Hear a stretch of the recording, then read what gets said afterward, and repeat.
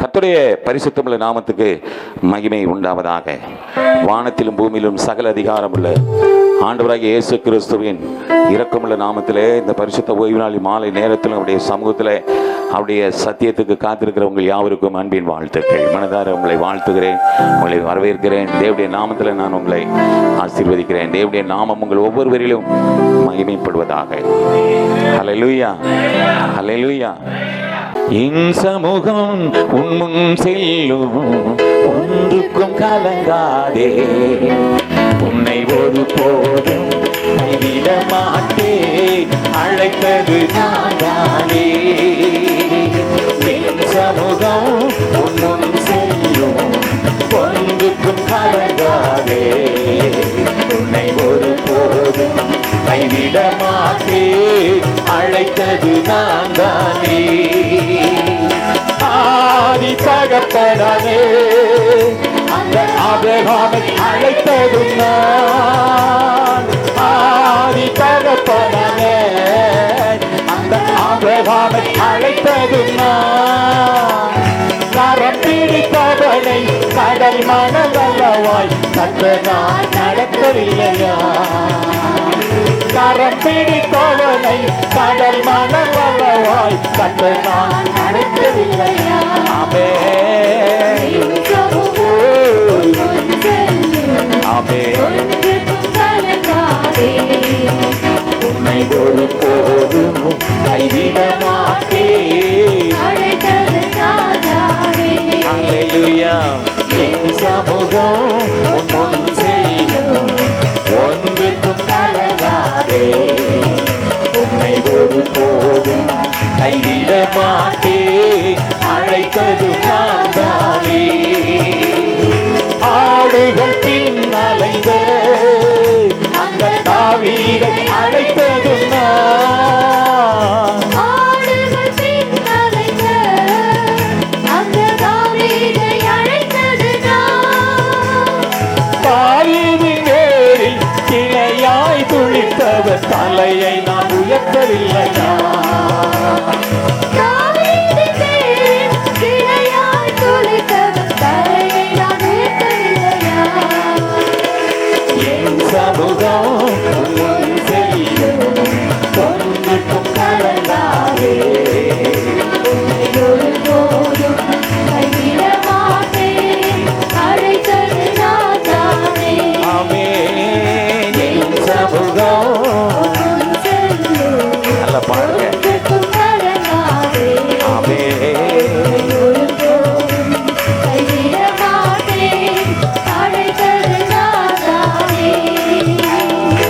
ஈசாக்கின் தேவனும் நான், அந்த யாக்கோபின் தேவனும் நான். ஈசாக்கின் தேவனும் நான், அந்த யாக்கோபின் தேவனும் நான்.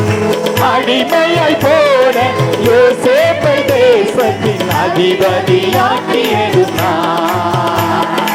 அடிமையாய் போன யோசேப்பை தேசத்தின் அதிபதியாக்கியது நான். என் சமூகம் உன் முன் செல்லும், ஒன்றுக்கும் கலங்காதே, உன்னை ஒருபோதும் கைவிட மாட்டேன், அழைத்தது நான் தானே. என் சமூகம் உன் முன் செல்லும், ஒன்றுக்கும் கலங்காதே, உன்னை ஒருபோதும் கைவிட மாட்டேன், அழைத்தது நான் தானே.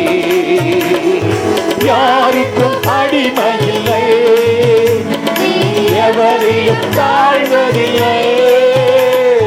யாருக்கும் அடிமையில்லை, நீ எவரையும் தாழ்வதில்லை. ராஜாவை தள்ளி உன்னை ராஜாவை மாற்றிடும் ராஜாதி ராஜன் நான். ராஜாவை தள்ளி உன்னை ராஜாவாயாக்கும் ராஜாதி ராஜன் நான். என் சமூகம் உன் முன் செல்லும், ஒன்றுக்கும் கலங்காதே, உன்னை ஒரு போதும் கைவிட மாட்டேன், அழைத்தது நான் தானே.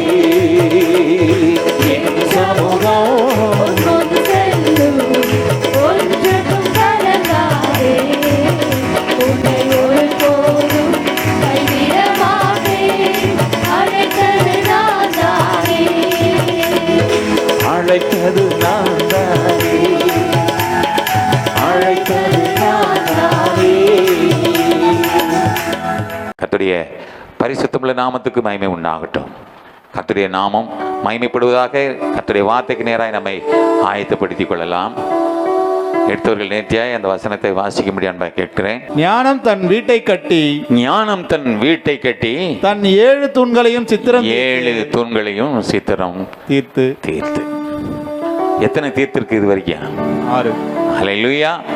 6 தூண்களை ஆமா சித்திரம் தீர்க்க. முதல் தூண் தேவன் மேல் வைக்கிற நம்பிக்கை. ஹல்லேலூயா. அது எப்படி இருக்குமா? உண்மை உத்தமமா இருக்கணுமா? அந்த நம்பிக்கை எப்படி இருக்கும்? உண்மையும் உத்தமமா இருக்கும். அதுல ஒரு உதார குணமா இருக்கும். எப்படி இருக்கும்? உதார குணம். இது எல்லாம் நம்ம இருக்குதானே, இதெல்லாம் நம்ம பார்த்து நம்ம சீர்படுத்திட்டே வரணும். சித்திரம் தீர்க்கிறது ஞானத்தை, அந்த ஞானத்தை தான் ஆண்டவர் கொடுக்குறார். அந்த ஞானத்தை தான் போதிக்கிறார். அந்த ஞானம் நமக்குள்ள வந்துட்டா என்ன ஆகுவாங்க? முதலாவது தேவன் மேல நம்பிக்கை வைக்கிற ஒரு ஸ்லாக்கியத்தை நமக்கு கொடுக்கும். ஆமென். ஹல்லேலூயா. அந்த நம்பிக்கை தான் நம்மை உண்மை உத்தமமாய் நம்மை நிலைநிறுத்தும். அது நமக்கு ஒரு உதார குணத்தை நமக்குள்ள கொண்டு வரும். அது எப்படி இருக்கும்? அது ஜாக்கிரதையா இருக்கும். எப்படி இருக்கும்? இந்த தூணெல்லாம் அப்படி பாதுகாப்பதற்கு, அந்த தூணெல்லாம் ஸ்ட்ராங்கா இருக்கிறதுக்கு எப்படி இருக்கும்? அது ஜாக்கிரதையா இருக்கும். அப்படிப்பட்ட தூண்கள்ல இருக்கிறவங்க எப்படி இருப்பாங்க? அவங்க வாயிலிருந்து எப்படிப்பட்ட வார்த்தைகள் வரும்? விசுவாச வார்த்தைகள், ஞானமுள்ள வார்த்தைகள் அவங்க வாயிலிருந்து வரும். ஆமா தானே? ஆமாவா? Praise the Lord. இதெல்லாம் நமக்கு இருக்கான்னு பார்க்க, அப்படியே ஸ்டெப் பை ஸ்டெப்பா நமக்கு அதெல்லாம் இருக்கான்னு நம்ம பார்த்துக்கணும். ஆமென். ஹல்லேலூயா. அவங்க தான் எப்படி இருப்பாங்க? கர்த்தர் இப்படிப்பட்ட ஸ்லாக்கியத்தை, இப்படிப்பட்ட சுவாபத்தை அப்படிப்பட்ட பிள்ளைகளுக்கு கொடுக்கிறதுனால அவங்க ஆண்டவரை ரொம்ப சிநேகிப்பாங்க. அது நிமித்தம் கர்த்தருடைய பிள்ளைகள் மேல் என்ன செய்வாங்க? நட்புறவா இருப்பாங்க, சிநேகிப்பாங்க. அவர் நம்ம மேல் அன்பா இருக்கிறது போல நாமும் பிறரிடத்தில் எப்படி இருப்போம்? அன்பா இருப்போம். அவர்களை நேசிப்போம். ஏன்னா அவர் நம்மை நேசிக்கிறது போல நாம பிறரையும் நம்ம நேசிக்கணும். அந்த அன்பை உள்ளத்தை நம்ம நிரப்புவார். அப்ப நீங்க என்ன செய்யணும்? அன்பினால் என்னை பரிசுத்தனாக்க, உம்மை கொண்டு சகலத்தையும் உருவாக்கினீரே. ஹல்லேலூயா. அந்த தகப்பனுடைய நோக்கம் அனாதியாய் இருக்கிறதே. என் இயேசுவே என்னை நேசித்தீரே. அதுக்கு எவ்வளவு வேணும் நான் பாத்திரவான் இல்லையே.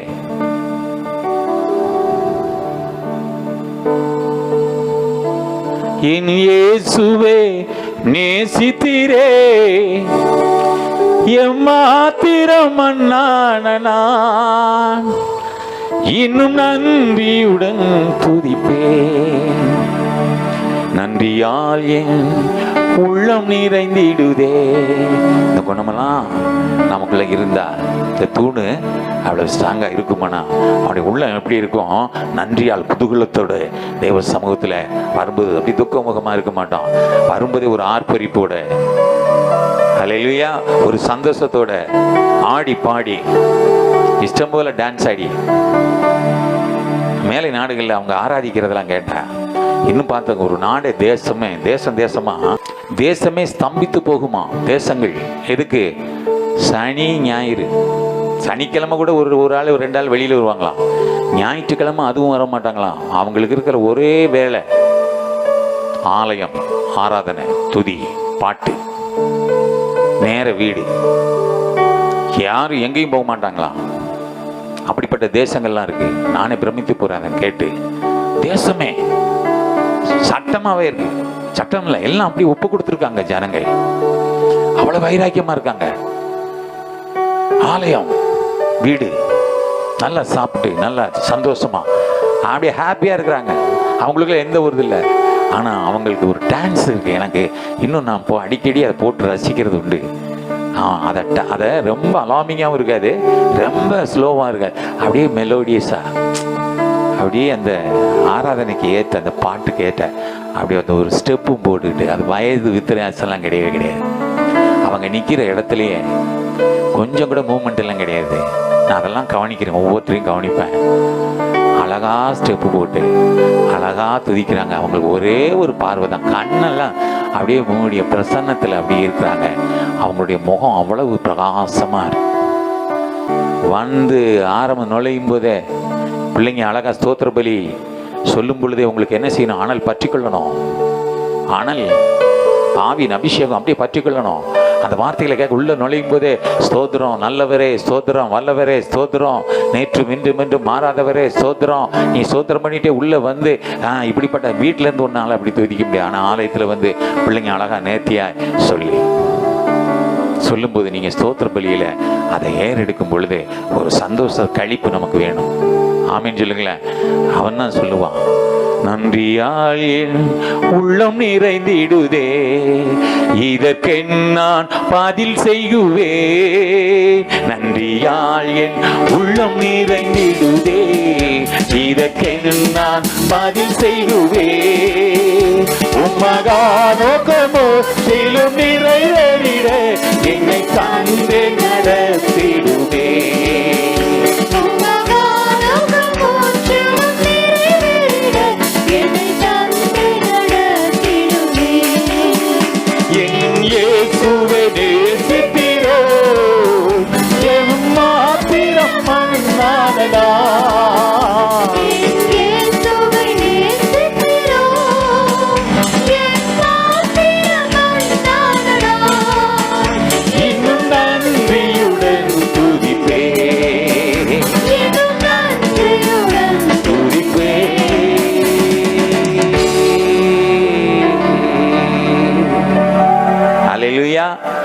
அவனுடைய உள்ள அப்படி கழிக்கும். Praise the Lord. ஆமா, நிறைவா இன்னைக்கு ஒரு தூணு, அது மிக முக்கியமான தூண். ஹல்லேலூயா, பிரைஸ் தி லார்ட். அதுதான் பரிசுத்தம்.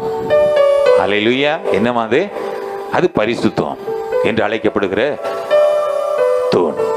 நீதிமொழிகளின் புத்தகத்தில் நீங்க பார்க்க கூடுமானால் அந்த நீதிமொழிகள் முழுமையும் அது என்ன சொல்லப்பட்டிருக்கிறதுன்னா பரிசுத்தத்துக்கு ஏற்ற அந்த ஒழுக்க நெறிகள். ஆமே, அதுல தூய்மை, அதுல பரிசுத்தம் நிரம்பி இருக்கிற ஒரு பகுதி. அந்த நீதிமொழிகளை நம்ம வாசிக்கிறத நம்ம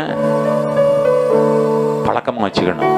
நீதிமொழிகள், சங்கீதம், அப்போஸ்தலர் நடபடிகள், இதெல்லாம் நம்ம என்ன செய்யணும்? அன்றாட வாசித்து நம்ம பழகணும். அந்த பகுதிக்கு முக்கியமானது நீதிமொழிகள். அல்லேலூயா, பிரைஸ் தி லார்ட். ஆமா, ஏனென்றால் வேதம் சொல்லுகிறது, எபிரேயர் 12:14 வாசிங்களேன். யாவரோடும் சமாதானமா இருக்கவும், நீங்க யாவரோடும் சமாதானம் இருக்கணும் அப்படின்னா பரிசுத்தமுள்ளவர்களா இருக்கவும் நாடுங்கள். பரிசுத்தமா இருக்கிறவர்களாக நீங்கள் நாடுங்கள். பரிசுத்தம் இல்லாமல் ஒருவனும் கர்த்தரை தரிசிப்பதில்லையே. ஆண்டவர் சமூகத்தில் பிரவேசிக்கணும். அவரை நோக்கி பார்க்கும்போது, அவரை நினைத்து துதிக்கும் போது அவரை நம்ம என்ன செய்யணும்? நம்ம தரிசிக்கணுமே, அவருடைய பிரசன்னத்தை உணரணுமே, அவருடைய மகிமையை காணணுமே, அவருடைய வல்லமையை நாடணுமே. இதற்கெல்லாம் என்ன வேணும்? இது ஒண்ணுதான். ஹல்லேலூயா. அது நமக்கு மிகவும் முக்கியமான ஒன்று. Praise the Lord. ஆமா, அந்த பரிசுத்தக்குள்ளே சென்று பண்ணுகிற அந்த பாவம் ஆவிக்குரிய ஒரு பலவீனம் என்று சொல்லப்படுகிறது. எதுவா? ஆவிக்குரிய ஒரு பலவீனம். அந்த பலவீனம் வந்தா என்ன ஆகிப்போகும்? எல்லா இடத்துல சோர்வு வந்துடும். சோர்வு ஒன் பை ஒன்னா உன்னை டவுன் பண்ணிட்டே. அல்லேலூயா. அந்த சூழ்நிலை வரும்போது என்ன செய்யணும்? உன் உள்ள சோர்ந்து போகும்.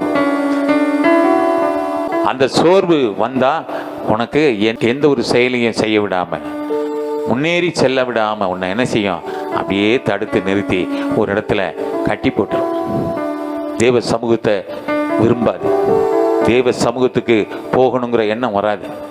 தேவ சமூகத்தை வருகிறது வந்து நின்று அவரை துதிக்கணும், அவருக்கு நன்றி சொல்லணும், அவருடைய கிருபையில் வளரணும், அவருடைய தயவில் வளரணும், அந்த எண்ணமே வராது. காரணம் ஏன்? மொத்தத்தையும் போக்கடிச்சு என்ன செய்யும்? நம்ம உள்ளத்தில் கொஞ்சம் கொஞ்சமாக அரிச்சு அவ்வளோதான், மொத்தத்தையும் ஸ்பாயில் பண்ணி கொண்டு போய். ஏன்னால் பாவம் அப்படித்தான். எப்படியா? ஒரு வாசல் படியில் அப்படியே படுத்து கிடக்குமா, எப்போ விழுங்கலாம் அப்படின்னு. அதுக்கு அப்படி ஒரு வக்ரம். அப்ப அதுல நம்ம என்ன செய்யக்கூடாது, இடறி விழுந்து விடாதபடி நம்ம ரொம்ப கவனமா இருக்கணும். ரொம்ப கவனமா இருக்கணும். ஹல்லேலூயா, பிரைஸ் தி லார்ட். நீங்க கர்த்தருக்காக வேண்டி எழும்பி பிரகாசிப்பதற்காக, கர்த்தருடைய அரிய பெரிய காரியங்களை செய்ய முடியாதபடி, அதை சிந்திக்க முடியாதபடி, அதை அறிந்து கொள்ள முடியாதபடி உன்னை என்ன செய்யும், அப்படியே பலவீனப்படுத்தி உன்னை சோர்ந்து போக பண்ணும். உற்சாகம் இருக்காது, வரணும்னே தோணாது. ஒரு சின்ன வாய்ப்பு கிடைச்சா அப்படியே அவள் தான். தலை வலிக்கிற மாதிரி இருக்கு, கால் வலிக்கிற மாதிரி இருக்கு, அப்படியே காய்ச்சல் அடிக்கிற மாதிரி இருக்கு, மாதிரி தான் இருக்கும், அடிக்காது. இதெல்லாம் பலவீனம் இருக்க என்ன செய்யும், அதுக்கு ஒரு அதை சாக்கு போக்கு அது தேடிக்கொண்டிருக்கும். எதையாவது சொல்லலாம், ஒன்று இன்னும் ஒன்று அப்படியே கீழே கொண்டு போகிறதுக்கு அது வழிவாசலாக இருக்கும். நீ பலனா நிற்கணும் அப்படின்னா ஒன்று ஆண்டவர் சமூகத்தில் முடிதல் என்ன செய்ய, நீ பரிசுத்தமாக நீ நிற்கணும். ஹல்லேலூயா, பிரைஸ் தி லார்ட். ஆமாம், ஜான் வெஸ்லி என்ற ஒரு தேவ மனுஷன் இருந்தார். அந்த மனுஷன் லட்ச மக்களை கர்த்தருக்குள்ள நடத்தினார்.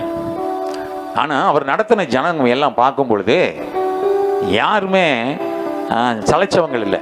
காரணம், அவ்வளோ ஸ்ட்ராங்காக இருந்தாங்களா அவங்க பில்டிங்லாம். பில்டிங்னா என்ன, அவங்க ஆரிப்புக்குரிய வாழ்க்கை. நம்ம பார்த்தோம்ல இந்த தூண்கள்லாம், அப்படியே பல தூணெல்லாம் சும்மா அப்படி இருந்தது. ஒவ்வொரு குணமும் மெச்சுக்கொள்கிற மாதிரி இருந்ததுதான். இது ஆச்சரியப்பட்டதை கவனித்த இன்னொரு ஊழியர் அவர்கிட்ட போய் கேட்டாராம், ஐயா என்னையா இப்படிப்பட்ட ஊழியத்தை எப்படி உங்களால செய்ய முடியுது? ஹல்லேலூயா. அவரு அந்த ஜனங்களுக்கு அவர் ஒரு 10 கட்டளையை அப்படியே லிஸ்ட் அவுட் பண்ணி எல்லா கையிலையும் கொடுத்துருப்பாராம். எல்லா குடும்பத்திலையும் இருக்குமா, எல்லா இண்டிவிஜுவல் எல்லாம் கையில் வச்சிருப்பாங்களாம். அதுல பிரதானமா ஒரு காரியம் அவர் எழுதி வச்சிருந்தாராம். அது எல்லாருக்கும் சமமா, ஆணுக்கும் பெண்ணுக்கும் மிகவும் சரி. அவர் என்ன சொல்லியிருந்தாரா, நீங்க பேச்சை மட்டும் குறைச்சிக்கங்க. என்ன குறைச்சிக்கணுமா, அதுல ஒரு ஆலோசனை, என்ன ஆலோசனையா இருந்ததுதான், பேச்சு மட்டும் என்ன செய்யுங்க, நீங்க குறைச்சிக்கங்க. அந்த குறைவா பேசுறது கூட எப்படி பேசுங்க, கண்ணியமா பேசுங்க. அந்த கண்ணியமா பேசுறது எப்படி, ஆரோக்கியமா பேசுங்க. பிரயோஜனமுள்ள வார்த்தைகளை பேசுங்க, உற்சாகமுள்ள வார்த்தையை பேசுங்க, மற்றவர்களை உயிர்ப்பிக்கிற வார்த்தையை பேசுங்க, பலப்படுத்துகிற வார்த்தைகளை பேசுங்க. அதைத்தான் பார்த்தோம். என்ன வார்த்தை, ஞானமுள்ள வார்த்தைகள் தோணு. ஹல்லேலூயா. அவரு அப்படி தன்னுடைய பிள்ளைகளுக்கு எப்படி ஆலோசனை சொல்லி இந்த ஜனங்களை எப்படி கூப்பிட்டு, ஒருத்தர் கூப்பிட்டு நீ போறது சரியில்லை, நீ பேசுறது சரியில்லை, உனக்கு உன்னுடைய புத்தி சரியில்லை, அந்த மாதிரிலாம் சொல்றதை விட்டுட்டு அவரு அடிக்கடி இதை வச்சு என்ன செய்வாராம், அந்த 10 கட்டளைகள், அந்த 10 கட்டளைகளை வச்சு அவரு அடிக்கடி எல்லாம் சுய பரிசோதனை செய்து கொள்ளும்படி அவரை அறிவுறுத்தி கொண்டே இருப்பாராம். அதை பார்த்து பழகின ஜனங்களும் அப்படியே மெருகேறி இருந்தாங்களாம். அவங்கள பார்த்தா அவ்வளவு ஒவ்வொருத்தரும் ஒரு முத்து மாதிரி. எப்படி இருக்கும், கேட்கறதுக்கே நல்லா இருக்குல்ல. ஆமா, யாரை விட்டால் இன்னைக்கு நம்ம நம்பி சொல்றோம்ல, பிள்ளைங்களை விட்டா இன்னைக்கு நான் தைரியமா சொல்லுவேன். நான் மேல இருந்துகிட்டே கீழே இந்த பிள்ளைங்களை ஆராதனை நடக்குதுன்னு நான் சொல்லிட்டா A to Z நடத்திடுவாங்க பிள்ளைங்க. நீங்க இந்த பிள்ளைகளை பார்த்து சின்ன பிள்ளைங்க தான் நினைக்கக்கூடாது, நம்மளை காட்டில் நேர்த்தியா நடத்துவாங்க. காரணம் ஏன், இந்த பிள்ளைங்க வளர்ந்துருக்காங்க, இவங்களுக்குள்ள ஒரு வைப்ரேஷன் இருக்கு. அந்த வைப்ரேஷன் எப்படி இருக்கு, உற்சாகமா இருக்கு. அவங்க ஒவ்வொருத்தரும் வித்தியாசத்தை நான் பார்க்குறேன். ஹல்லேலூயா. இந்த பிள்ளைங்களை அப்படியே தட்டி கொடுத்து என்ன செய்யணும், ஆவில அப்படியே பலப்படுத்திக்கிட்டே இருந்தா போதும். நான் மேல இருந்துட்டு இந்த ஸ்தோத்திர பலி சொல்றது கூட ஆரம்பிக்கிறது யாரு பண்றாங்க, யாரு வாசிக்கிறாங்க, யாரு முன்னாடி நிக்கிறாங்க, யாரு பாடுறாங்க. ஆனாலும் கூட எனக்கு என்ன தெரியுது, அதுக்கும் ஆயத்தப்படுத்தி இன்னைக்கு நம்ம ஐயா வரல, ஆனா என்ன செய்தாரு, குளம் கலங்கிருச்சு, திடீர்னு குதிக்க வச்சுட்டார. நேத்து சொல்லியிருந்தா என்ன ஆயிட்டு இருப்போம், அதுக்கு வேற யாரையாவது ஆயத்தப்படுத்துவோம் கூடாது. உத்தரவாதம், சபைகளில் உத்தரவாதங்களை எடுத்துக்கொள்ளுங்கள். இந்த காரியம் நான் செய்வேன், இந்த காரியத்தை நான் செய்யணும் அப்படி ஆண்டவர்கிட்ட சொல்லுங்க. உங்களை அப்படியே ஒரு அபிஷேகத்துல கொண்டு வந்து உங்களை என்ன செய்வாரு, நிறுத்துவார். Praise the Lord. Hallelujah. ஆமா. அதுபோல நம்ம என்ன செய்யணும்? ஆவியில வளரணும். ஒரு கோடை போட்டா ரோடை போட்டுறாங்களே, அது மாதிரி உனக்கு அதிகம் சொல்ல வேண்டியதில்லை. உனக்கு சொல்ற ஆலோசனையில நீ சரியா நின்று மற்றவங்களுக்கு என்ன செய்யணும்? அதை பகிர்ந்தளிக்கணும். இன்னைக்கு நான் ஆலயத்துக்கு போனேன், இப்படிப்பட்ட ஆலோசனை தேவாதி தேவன் கத்தாதி கத்திரி ஆவியானவர் எனக்கு இப்படிப்பட்ட வார்த்தைகளை நான் பலப்படுத்தினார் என்று சொல்லி மற்றவங்களை பலப்படுத்தணும். இங்கே வந்தால் முடிச்சு போட்டு அவ்வளோதான், வீட்டுக்கு போய் அவ்வளோதான், வேற சொந்த காரியத்தை பார்ப்போம், அப்படிலாம் இருக்கவே கூடாது. வீட்டினுடைய அந்த அனுபவம் தான் இங்கே ஆலயத்தில் இருக்கும். இந்த ஆலயத்துடைய அனுபவம் தான் பரலோகத்தில் இருக்கும். அப்போ நம்ம எவ்வளவு கவனமாக இருக்கணும்னு பாருங்க. ஹல்லேலூயா, பிரைஸ் தி லார்ட். ஆமாம், யாராக இருந்தாலும் என்ன செய்யும்? கர்த்தருடைய பார்வையில் நம்ம ஒழுங்காய் சீராய் பரிசுத்தமாக இருக்க நம்ம அர்ப்பணிக்கணும். ஒரு முறை ஒரு ஒழுக்க நெறி கெட்ட ஒரு மனுஷன் ஒரு கெட்ட பேர் வாங்கிட்டு முன் இருக்க முடியாத அளவுக்கு அவர் பெரிய பிரச்சனையோட போய் ஒரு ஊழியர்கிட்ட போய் நிற்கிறார். போனவர் தன்னுடைய பலவீனத்தை பற்றி அவர் வருத்தப்படாமல் தனக்கு ஏற்ற சூழ்நிலை குறித்து அவருக்கு என்ன கேள்வி கேட்க வந்தது தெரியுமா? ஐயா, இப்படிப்பட்ட சூழ்நிலை உங்களுக்கு வந்தால் நீங்கள் என்ன பண்ணுவீங்க? யார்கிட்ட? டிஎல் மோடி என்கிற தேவ மனுஷன்ட்ட, தேவ பக்தன்ட்ட, அந்த மனுஷன்ட்ட போய் கேட்குறாரு இவர். ஆனால் அந்த டிஎல் மோடி சொன்னாராம், நான் அந்த வழியை நான் முதல்ல தெரிவு செய்யவே மாட்டேன், எனக்கு அந்த வழியே தெரியாது, சரியா? அதை பற்றியே நான் என்ன செய்ய, அதுக்கு எனக்கும் தூரம், காரணம் பாவத்துக்கு எனக்கும் தூரம். கர்த்தருக்கு பிரியமில்லாத காரியங்களை நான் என்ன செய்ய, ஒரு காலம் நான் திரும்பி பார்ப்பதில்லை.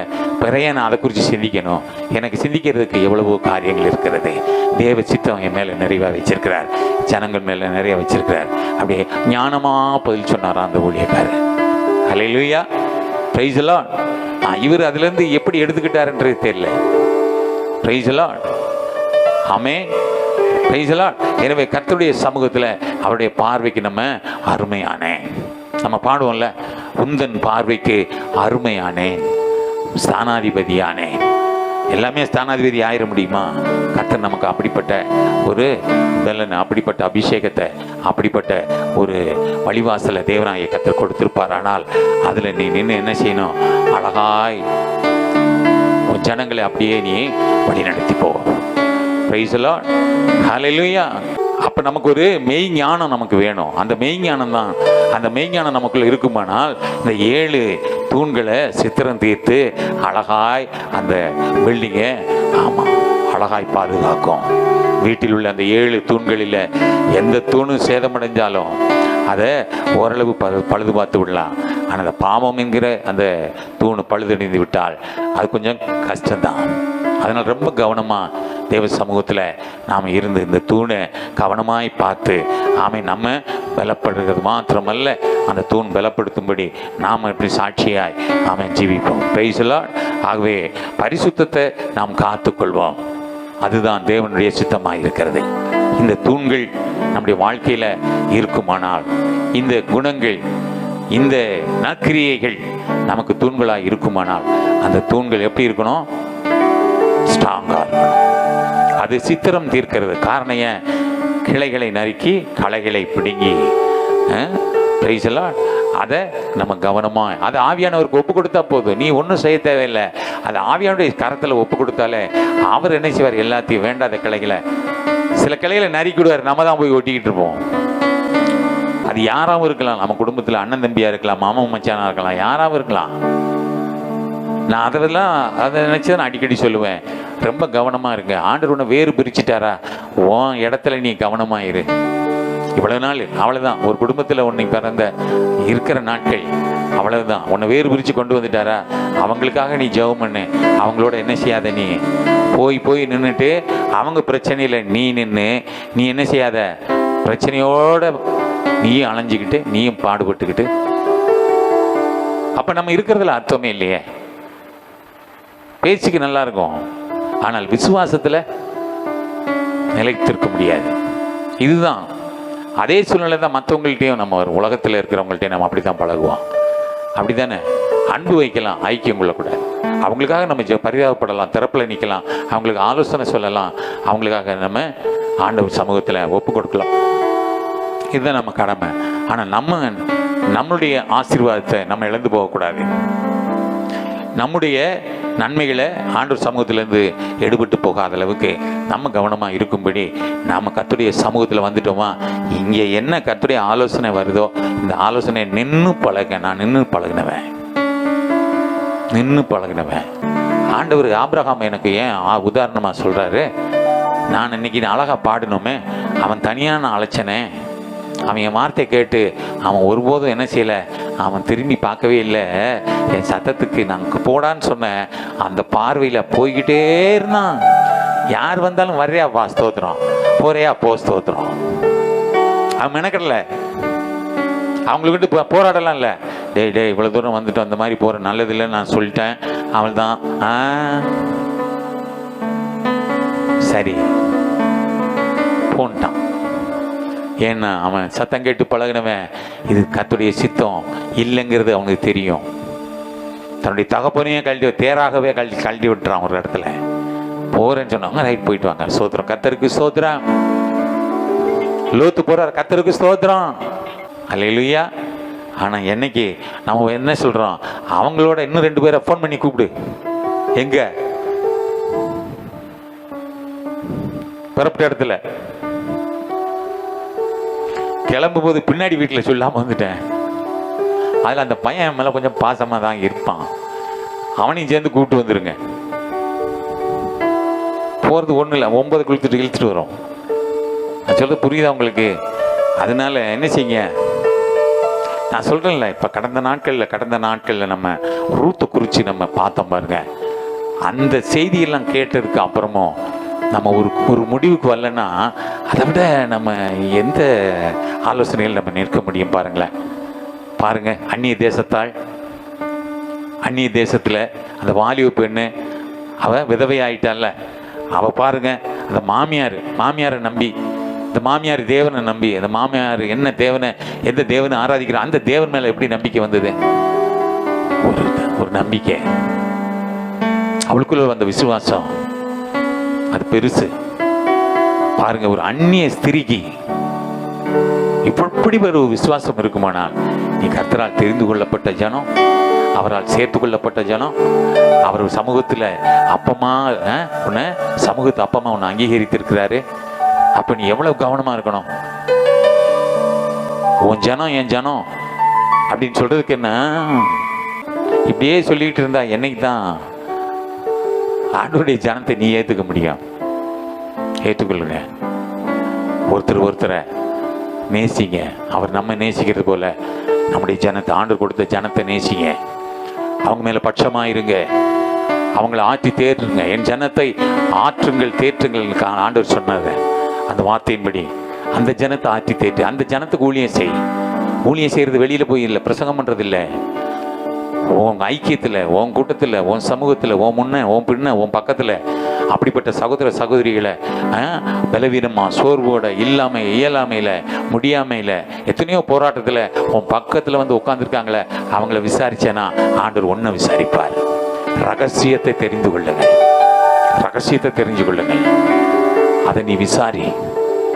அவங்களுக்காக நீ பிரயாசப்படு, அவங்களுக்காக நீ பாரப்படு, அவங்களுக்கு உனக்கு செய்தத நன்மைகளை அவங்கள்ட்ட சொல்லி உற்சாகம் பெற்று. நான் ஒரு காலத்தில் இப்படி இருந்தேன், என் தேவன் என்னை சந்தித்ததை நான் உனக்கு வெளிப்படுத்துகிறேன். நீயும் காத்திரு. தேவ சமூகத்தில் கர்த்தருக்கு காத்திருக்கவங்க அவங்க புதுபலன் அடைவார்கள். இதை சொல்றதுக்கு ஒரு வார்த்தை வேணும்ல. அந்த நேரத்தில் இளைப்படைந்தவனுக்கு ஏற்ற நல்ல வார்த்தையை சொல்லுவதற்காகத்தான் ஒன்று ஆண்டவர் உருவாக்கி இருக்கிறார். நீதான் எரேமியா, நீதான் ஏசாயா, நீதான் எசேக்கியேல், நீதான் தீர்க்கதரிசி. அல்லேலூயா. இதற்காக நீ ஒரு தீர்க்க தரிசனத்தை தேடி நீ அலைய தேவையில்லை. ஆண்டவர் ஒன்று அப்படித்தான் வச்சு பார்க்குறாரு. அப்படிப்பட்ட ஞானத்தை கேள். அந்த ஞானம் வந்துட்டா, அந்த ஞானம் உன்னை 7 தூண்களாய் உன்னை நிறுத்தும். இந்த வார்த்தைகளின்படி கர்த்தர் உங்களை அங்கீகரித்து ஆசீர்வதிப்பாராக. ஆமென். ஹல்லேலூயா. பரிசுத்த கூட்டம் நடுவில் ஜொலித்தீடும் சுத்த ஜோதியை அரூபியை இவ்வேளையில் அடிய நெஞ்சம் வாரிரூ.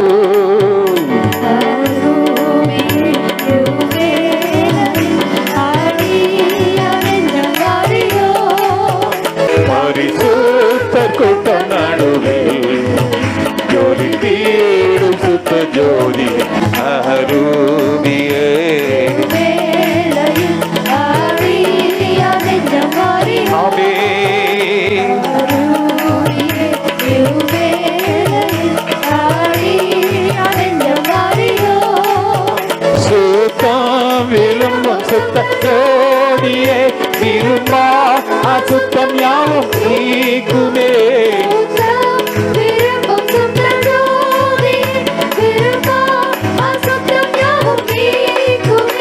பாவினீச பாவினானையா தேவா இரக்கம் செய்ய மாட்டீரோ பாவினீச பாவினானையா தேவா இரக்கம் செய்ய மாட்டீரோ. பரிசுத்த கூட்டம் நடுவில் ஜோதி தேடும் சுத்த ஜோதி அருவியே இவ்வேளையில் அடி அணிஞ்சம் பாடிரோ அருவியே இவ்வேளையில் அடியதெங்கும் மாறிரோ. மீன் கேட்டால் பாம்பை அருள்வாருண்டோ கல் தின்ன கொடுக்கும் பெற்றோருண்டோ நீ கேட்ட பாவை அருள்வாருண்டோ, கல்தென்ன கொடுக்கும் பெற்றோருண்டோ. எல்லாரும் கூட செய்கிறார், நற்பீதா நல்ல மருள்வார் எல்லாரும் கூட செய்கிறார். நற்பீதன அருளார். பரிசுத்த கூட்டம் நடுவில் ஜோதி தேடும் சுத்த ஜோதி ஆரோவியே இவ்வேளையில் அடி அடைஞ்சம் வாரிரோ அருவியே இவ்வேளையில் அடியதெங்கும் மாறிரோ. பாரும் தந்தைய எந்த உள்ளத்தை யாரும் காணா உள் அனந்தோலத்தை யாரும் தந்தையே எங்கள் உள்ளத்தை யாரும் காண உள்ளாத கோலத்தை. மனநொந்து மருளுகிறே பரிசுத்தம் நெஞ்சுவிலே யாரும் நொந்து மருளுகிறேன், ஓ பரிசுத்தம் எண்ணுகிறேன். பரிசுத்த கூட்டம் நடுவில் ஜோடி தீரும் சுத்த ஜோதியே அருவியே இவ்வேளையில் அடியதெங்கும் மாறிரோ. அருவியே இவ்வேளையில் அடியதெங்கும் மாறிரோ. துணை வேண்டும் தகப்பனே உலகிலே என்னை எதிர்க்கும் சக்திகள் பல உண்டே வேண்டும் தகப்பனே உலகிலே, என்னை எதிர்க்கும் சக்திகள் பல உண்டு. என் ஜீவன் எல்லை எங்கிலோ பரிசுத்தம் என எழுது என் ஜீவனில்லை எண்ணில் ஓ பரிசுத்தம் என எழுதோ. பரிசுத்த கூட்டம் நடுவில் ஜோடி தேடும் சுத்த ஜோதியே அருவியே இவ்வேளையில் அடி அணிஞ்ச பாரிரோ அருவியே இவ்வேளையில் அடியதெங்கும் மாறிரோ. அருவியே இவ்வேளையில் அடியதெங்கும் மாறிரோ. அருவியே இவ்வேளையில் அடியதெங்கும் மாறிரோ.